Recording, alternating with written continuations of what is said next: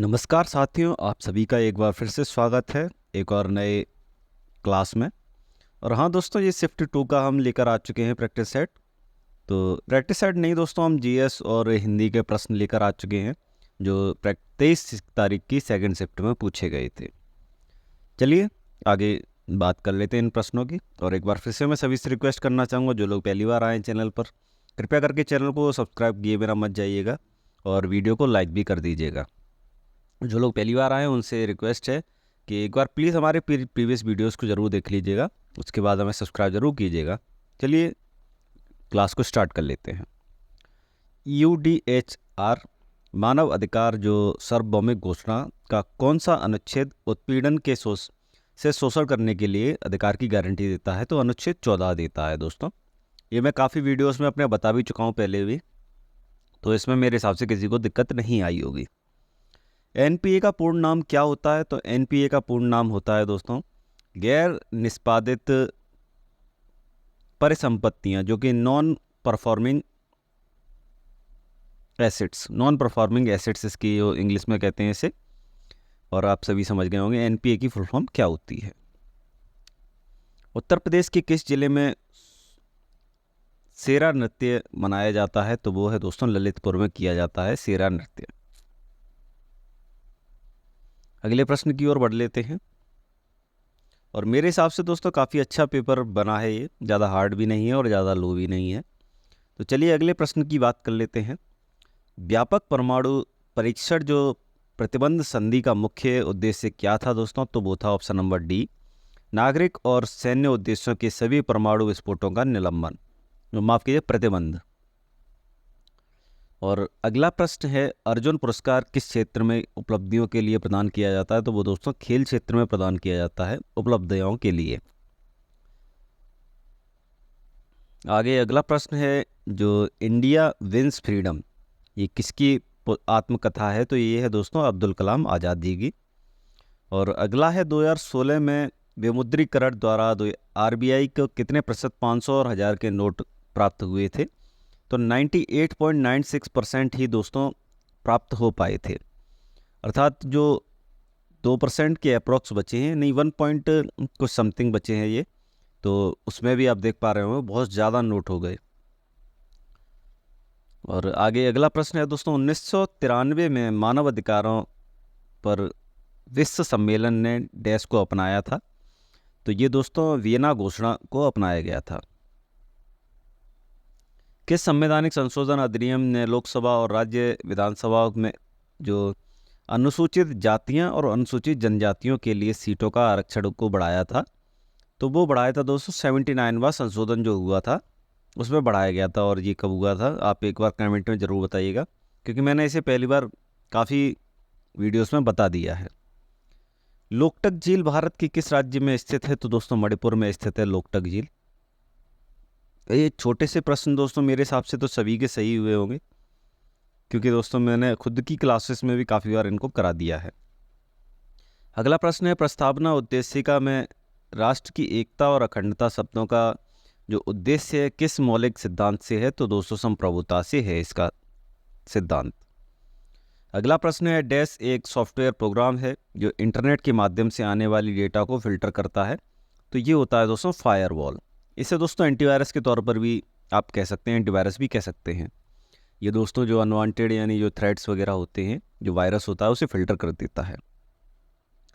अगला प्रश्न है, दर्शकों के साथ संवाद करने के लिए सोशल मीडिया प्लेटफॉर्म को रणनीतिक उपयोग के लिए क्या शब्द है? तो वो है दोस्तों ये बाजारीकरण, यानी सामाजिक माध्यम विपणन, इसे बाजारीकरण भी कहते हैं। भूटान की राजधानी क्या है दोस्तों? तो मेरे हिसाब से सभी को पता होगी, थिम्पू राजधानी है। और भारत में सबसे लंबा पुल कौन सा है? तो ये है, इस ऑप्शन की बात हो रही है दोस्तों, भूपेन हजारिया सेतु। सरकार ने किसान क्रेडिट जो कार्ड योजना है अगस्त 1998 को पेश की थी। अगला प्रश्न है दोस्तों, भारत और वियतनाम के बीच साझेदारी उनके क्षेत्रीय सुरक्षा परिदृश्य के किस प्रकार के परिवर्तन आएगा? तो रक्षा सहयोग और समुद्री सुरक्षा बढ़ाकर ये परिवर्तन किए जाएंगे। अगले प्रश्न की बात कर लें तो अगला प्रश्न है, और उससे अगले प्रश्न पे बढ़ते हैं। चलो, जून 2024 तक लोकसभा में विपक्ष नेता कौन था? अर्थात माफ कीजिएगा, जून 2024 तक जो लोकसभा में विपक्ष के नेता कौन है, अर्थात अब हैं, तो वो हैं दोस्तों राहुल गांधी जी। तुगलकनामा पुस्तक के लेखक कौन थे? तो ये थे दोस्तों अमीर खुसरो। और अंतर्राष्ट्रीय अक्षय जो ऊर्जा एजेंसी यानी IRENA क्या करती है? तो वो करती है अक्षय यानी नवीनीकरण ऊर्जा के प्रयोग को बढ़ावा देती है। अगला प्रश्न है, वैश्विक आतंकवाद विरोध जो है विरोधी प्रयासों के समन्वयन के लिए संगठन को जिम्मेदार माना जाता है? तो UNCCT को जिम्मेदार माना जाता है। दूध उत्पादन, ब्रेड आदि आवश्यक वस्तुओं पर GST की दर क्या है? तो वो दोस्तों 5% लगती है GST।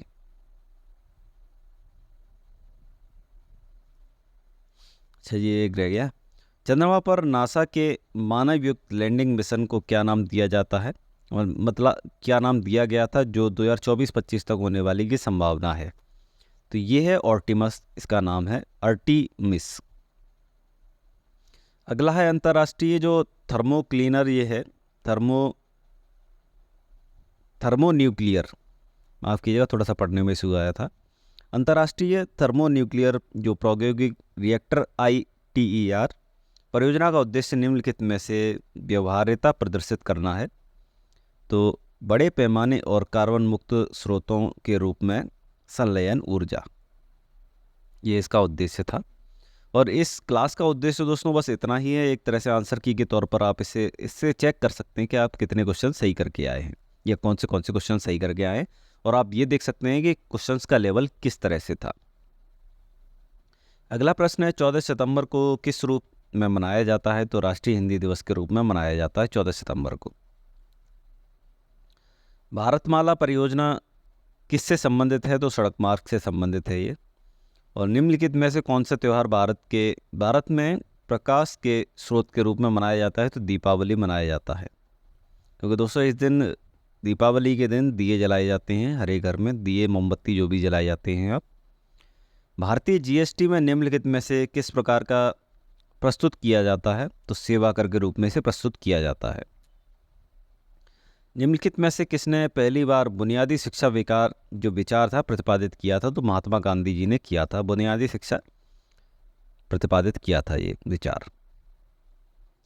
भारत में 2020 से 21 में कौन सा राज्य मामला प्रमुख उत्पादक है? अर्थात दोस्तों जो मसालों का जो उत्पादक राज्य है प्रमुख, वो कौन था? तो वो था दोस्तों मध्य प्रदेश। और प्रथम लाइफ टाइम जो डिस्टर्बिंग द पीस अवार्ड, शांति भंग का आजीवन पुरस्कार का जो बात करें तो प्राप्तकर्ता कौन है? तो सलमान रश्दी जी हैं इसके प्राप्तकर्ता। अगला प्रश्न है, सबसे कम जो लिंगानुपात वाला भारत राज्य कौन सा है? तो वो है दोस्तों हरियाणा। जनसंख्या D का घनत्व है, तो जनसंख्या D का घनत्व D अर्थात दोस्तों घनत्व निकालने का जो फॉर्मूला होता है उसकी बात की जा रही है। तो वो होता है दोस्तों D यानी जनसंख्या जो घनत्व है उसके बराबर में होता है N/S यानी संख्या बट्टे स्पेस, लोगों की संख्या बट्टे स्पेस जो होता है फॉर्मूला, उससे हम जनसंख्या घनत्व निकाल सकते हैं।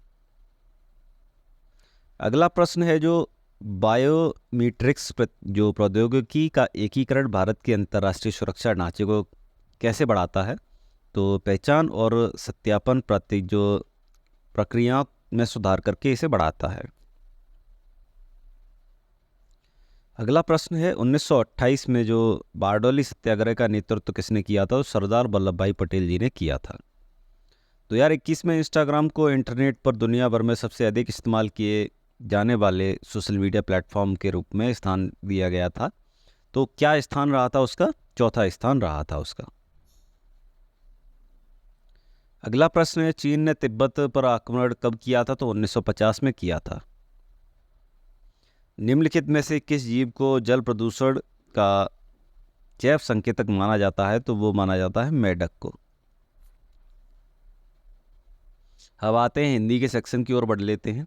ये एक पैराग्राफ आया था दोस्तों, आप इसे पढ़ लीजिएगा, इतना वैसे ज़रूरी नहीं पढ़ना, इसके आंसर से ज़्यादा इम्पोर्टेंट है, क्योंकि दोस्तों आप यहाँ पर अपने आंसर ही मैच करने आए होंगे पक्का। तो कवियत्री की जो अधिकांश रचनाएं हैं वो बात कर लें तो देशभक्तिपूर्ण रही हैं, ये इसमें बताया गया है। खूब पढ़ी खूब लड़ी मर्दानी, वह तो झांसी वाली रानी थी।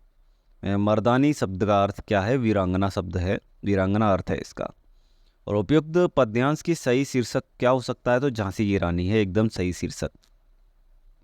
इस कविता की कवियत्री का नाम क्या है? तो सुभद्रा कुमारी चौहान जी ने इसे लिखा है।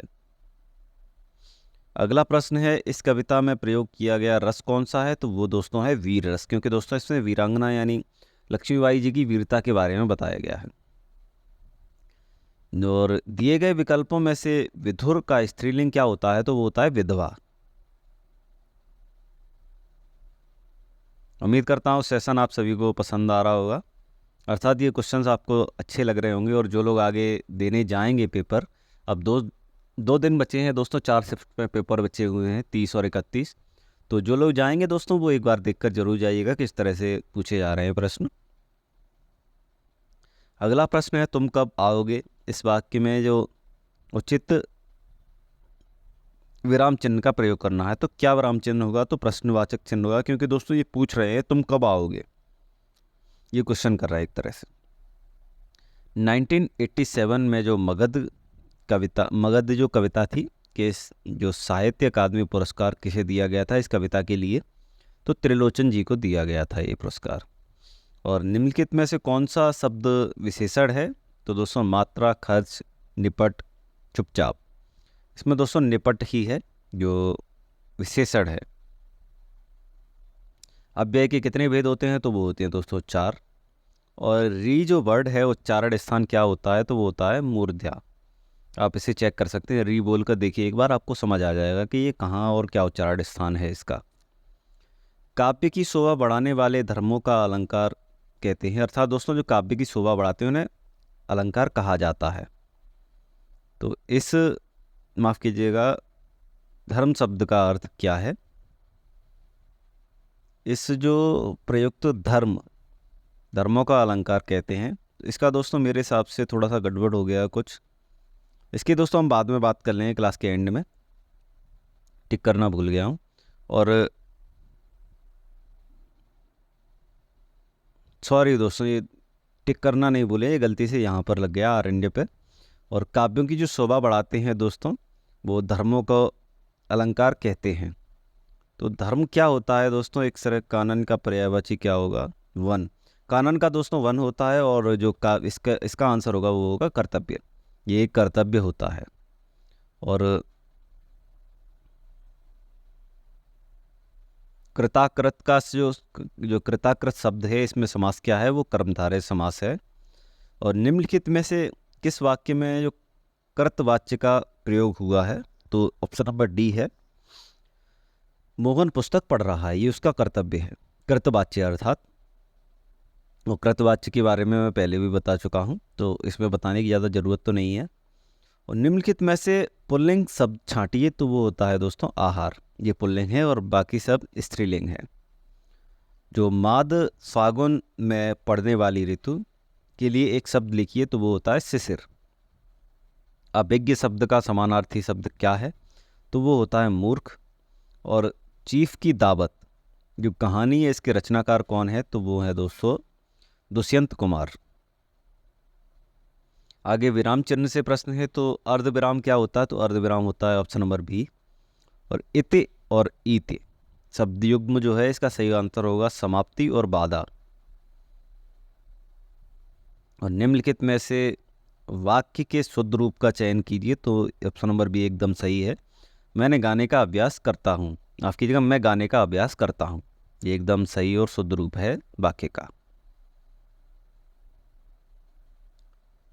आगे और है दोस्तों, अभय और उभय दो शब्द हैं। अभय का मतलब होता है निर्भय और उभय का मतलब होता है दोनों। और अंधेर नगरी का अर्थ क्या होता है? तो राजविहीन स्थान, अन्याय की जगह जहाँ अंधेरा हो, और सुशासन जगह, सुनसान जगह। माफ कीजिएगा, अंधेर नगरी मेरे हिसाब से क्या होगा? अंधेर नगरी अन्याय की जगह, ये मेरे हिसाब से ऑप्शन नंबर बी इसका सही होना चाहिए। और एक बार मैं फिर से चेक कर लूँगा इसका मैंने क्या ऑप्शन सही किया था। तो अगला प्रश्न है कांति और क्लांति। इसका आंसर की बात कर लें तो चमक और थकावट, जो इसका एकदम बिल्कुल सही आंसर है, चमक और थकावट। और आधि व्याधि शब्द युग में जो आदि का अर्थ निम्नलिखित में से क्या है, तो मानसिक कष्ट है आदि का अर्थ। और तवर की जो ध्वनियाँ हैं वो चारण स्थान क्या होता है, तवर का तो वो होता है दंत।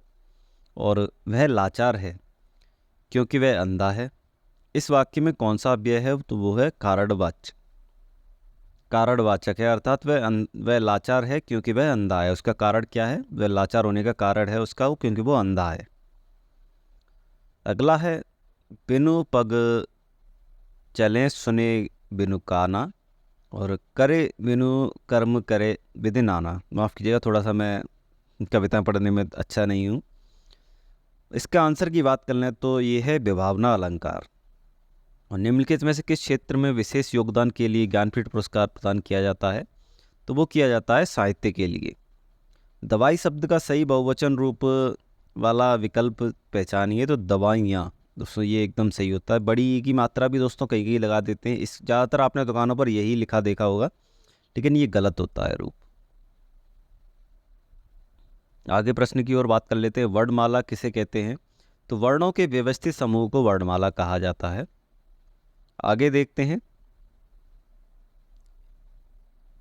अंगारे बरसाना, इसका सही होता है कड़ी धूप होना। अंगारे बरसाना मुहावरा है, इसका एकदम सही सटीक अर्थ होगा कड़ी धूप होना। घर का रहस्य जानने वाला बड़ा घातक होता है, तो घर का विधि लंका ढाई, एकदम सही लोकोक्ति है इसके लिए। निम्नलिखित में से विशेषण शब्द है, तो वो है दोस्तों सुंदर। मुझे बारिश में भीगना पसंद है, माफ़ कीजिएगा, मुझे बारिश में भीगना पसंद नहीं है। इसमें सर्वनाम का उदाहरण देना है। किस सर्वनाम का उदाहरण है, तो ये उत्तम और प्रथम दोनों पुरुष सर्वनाम का उदाहरण है। और लास्ट प्रश्न जो है जो ये शिफ्ट का जो लास्ट प्रश्न था वो था निर्वासित में कौन सा प्रत्यय है, तो वो है इत। निर्वास इत ये निर्वासित हो जाता है। और उम्मीद करते हैं आप सभी को ये क्वेश्चन जो भी हैं वो पसंद आए होंगे, और आपका जो लेवल है एग्ज़ाम का, सोचने का नज़रिया भी चेंज हुआ होगा।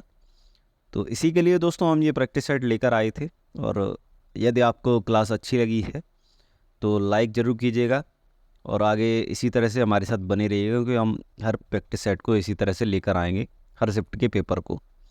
और हाँ, क्लास को लाइक कर दीजिएगा और चैनल को सब्सक्राइब कर दीजिएगा और बेल आइकन प्रेस कर लीजिएगा। और एक चीज़ और रहेगी दोस्तों, शेयर भी कर दीजिएगा अपने दोस्तों के साथ में। तो चलिए, आप सभी से एक और नए प्रैक्टिस सेट में फिर से मुलाकात होगी, नए प्रश्नों के साथ में, नए शिफ्ट के पेपर के साथ में मुलाकात होगी। तब तक के लिए अपनी तैयारी को एकदम बेहतर ढंग से करते रहिएगा। और हाँ दोस्तों, एक बार मैं फिर से कहना चाहूँगा कि जो आप पढ़ चुके हैं उस पर ज़्यादा ध्यान दें, जो आप पढ़े नहीं हैं अभी तक उस पर ज़्यादा ध्यान देने की ज़रूरत नहीं है, क्योंकि जो आप पढ़ चुके हैं वो रिवाइज़ कर लेंगे तो ज़्यादा फ़ायदा रहेगा मेरे हिसाब से। चलिए, आप सभी से विदा लेते हैं, धन्यवाद।